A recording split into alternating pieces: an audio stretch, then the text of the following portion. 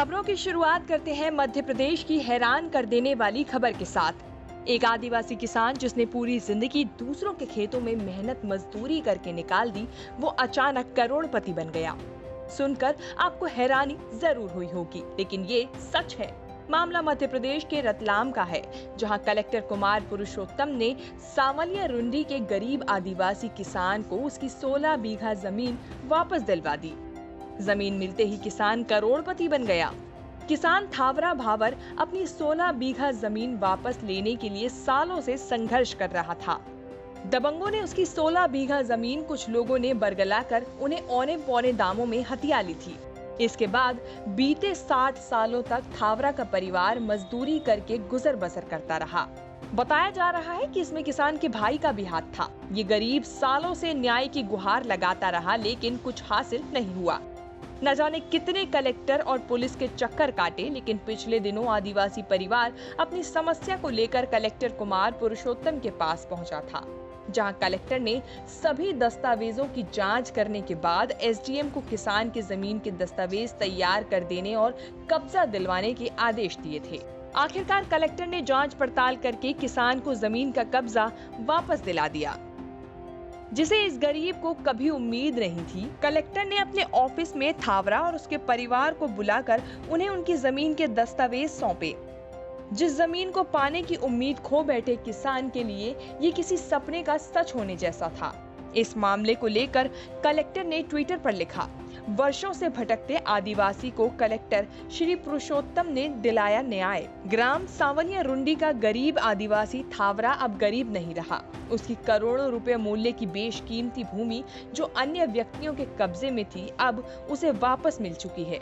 इस मामले पर राज्य के सीएम शिवराज सिंह चौहान ने ट्वीट करते हुए लिखा, जनजाति भाई थावरा जी, मंगला जी तथा नानूराम जी को अपनी भूमि वापस प्राप्त होने की बहुत बहुत बधाई।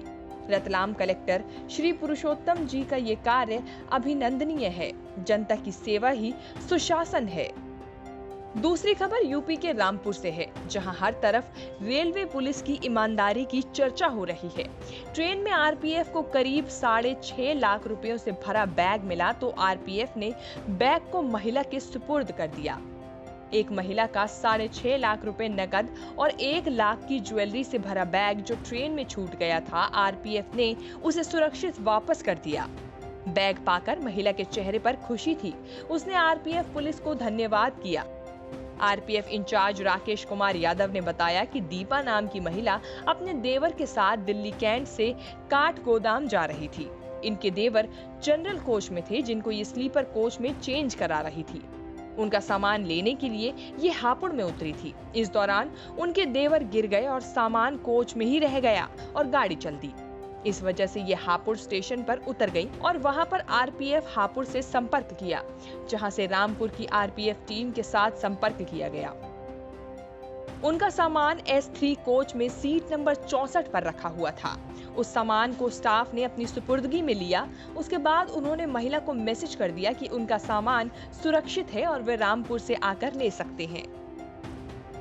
तीसरी खबर भी मध्य प्रदेश से है, जहां सबसे उम्रदराज मानी जाने वाली हथनी मौत को मात देकर फिर से सेहतमंद हो रही है। ये हथनी पन्ना टाइगर रिजर्व में मौजूद है।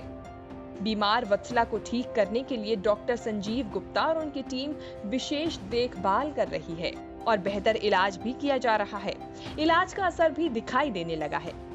बीते कई दिनों से खाना पीना छोड़ देने वाली बुजुर्ग हथनी वत्सला ने फिर से खाना पीना शुरू कर दिया है। रोचक बात यह है कि पार्क प्रबंधन वत्सला की उम्र 100 साल से ज्यादा होने का दावा कर रहा है। वत्सला का 20 साल से ध्यान रख रहे वन्य प्राणी चिकित्सक डॉक्टर संजीव गुप्ता ने भी वत्सला की उम्र 100 साल से ज्यादा बताई है। वत्सला को इस समय टाइगर रिजर्व के गेट के पास बने स्पेशल केज में रखा जाता है। यहीं डॉक्टर उसका इलाज करते हैं। समय समय पर उसे घुमाने के लिए बाहर भी निकाला जाता है। केज के सामने ही वत्सला के लिए खाना बनाया जाता है। डाइजेशन सिस्टम फिर से खराब ना हो, इसके लिए उसे पानी भी उबाल कर दिया जा रहा है। साथ ही डाइट भी सामान्य रखी जा रही है। न्यूज़ तक ब्यूरो।